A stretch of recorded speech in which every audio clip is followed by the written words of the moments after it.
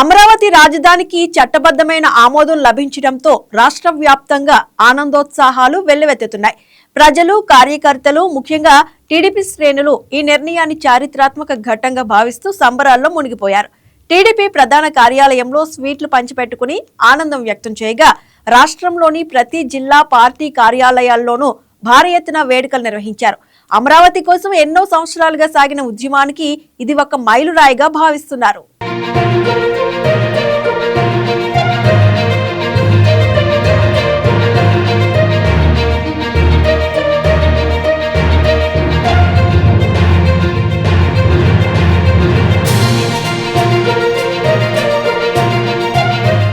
ఆంధ్ర రాష్ట్ర వ్యాప్తంగా గర్వంగా ఈరోజు రాజధాని తీర్మానం పార్లమెంట్లో ఆమోదించబడిన రోజు ఇది. ఈ రాజధానిగా గుర్తించేందుకు గత 5 ఏళ్లుగా ఎంతోమంది ఎంతో కష్టపడ్డారు. అందులో కష్టపడ్డ వాళ్ళలో భాగంగా మనతో ఉన్నారు శాసనసభ మండలి చైర్మన్ షరీఫ్ గారు. ఆయన అడిగి మరింత సమాచారం తెలుసు. సార్, రాజధానిగా ఈరోజు తీర్మానం వచ్చింది, దాని గురించి చెప్పండి సార్. చాలా సంతోషం అమ్మా. ధర్మం సత్యం గెలిచింది, అధర్మం అబద్ధం ఈరోజు నాశనమైంది, ఓడింది.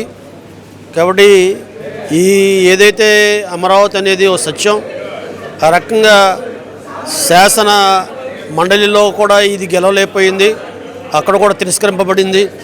మరి కోర్టులలో కూడా, హైకోర్టులో కూడా దీన్ని తిరస్కరించారు 3 రాజధానుల్ని. ఈరోజు మరి ఏదైతే అమరావతి ఉందో ఈ అమరావతికి కూడా ఉభయ చట్టసభల్లో, కేంద్రంలో, పార్లమెంట్లో మరి బిల్లు పాసు కావటం, ఇది దీనికి చట్టభద్రత కలిగింది.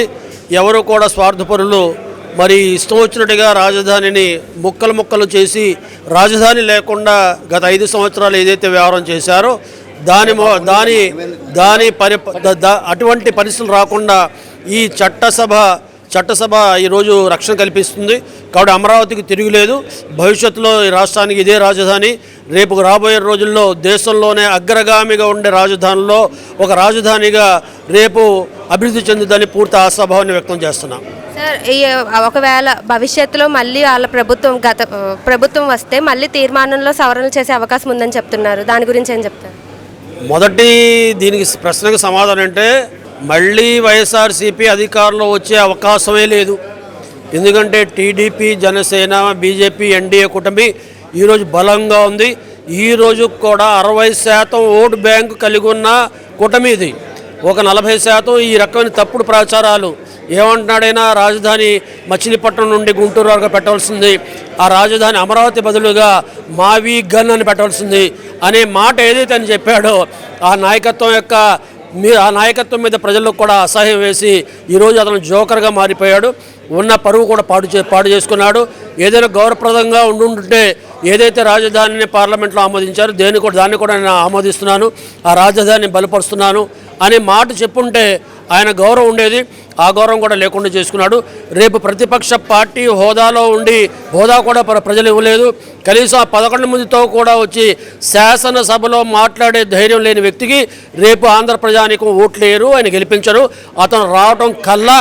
కాబట్టి ఈ రాజధాని బిల్లు ఏదైతే ఉందో కేంద్రంలో ఆమోదించిన బిల్లు, రాష్ట్రపతి చేసిన బిల్లు, దీన్ని మార్చడం ఎవరి తరం కాదు.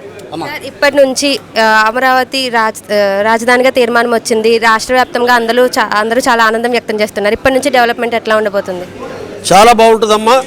ఈ రాజధాని ఏదైతే ఉందో కేంద్ర రాష్ట్ర ప్రభుత్వ నిధుల కంటే అది స్వయం ప్రతిపత్తి కలిగింది. అది ఆ భూముల్ని మరి వేరే కంపెనీలకు వాటికి ఇచ్చి దాని ద్వారా వచ్చే ఆదాయంతోనే దాన్ని డెవలప్ చేయొచ్చు. కాబట్టి ఈరోజు కనీసం 2 లక్షల కోట్ల రూపాయలు ఈ భూముల ద్వారా వేరే కంపెనీలకి మరి లీజ్ ఇవ్వటం కానీ అమ్మటం కానీ చేయటం మూలంగా రేపు ఆదాయం కూడా వస్తుంది. సెల్ఫ్ సఫిషియెంట్ మరి నిధులు వచ్చే అవకాశం ఉంది. కాబట్టి రాబోయే రోజుల్లో చాలా త్వరితగతిలో రేపు 2028 కల్లా రాజధాని రూపురేఖలు వస్తాయి. ఆ తర్వాత రాబోయే 5 సంవత్సరాల్లో ఈ రాజధాని పూర్తి చేయడానికి మా ప్రభుత్వం ప్రయత్నిస్తారు. సో చూశారు కదా, ఈ రాజధాని విషయంలో ఎంతో మంది ఎంతో కృషి చేశారు. అలాగే ఇప్పుడు మనతో మాట్లాడిన షరీఫ్ గారు కూడా ఎంతో కృషి చేసి రాజధాని ఇట్లా ఇప్పటికీ ఈ స్థానంలో ఉండేందుకు ఎంతో పోరాటం చేశారు. గత పరిపాలనలో ప్రతి ఒక్కరు, రైతుల నుంచి ఆడవాళ్ళు, మహిళలు కూడా ఎంతో ఇబ్బంది పడ్డారు. సో వాళ్ళందరికీ ప్రత్యేకంగా ఈ రోజు రాజధాని అనేది, అమరావతి అనేది రాజధానిగా ప్రకటించడం జరిగింది. వీడియో జర్నలిస్ట్ పవన్తో హారిక, YK న్యూస్, విజయవాడ.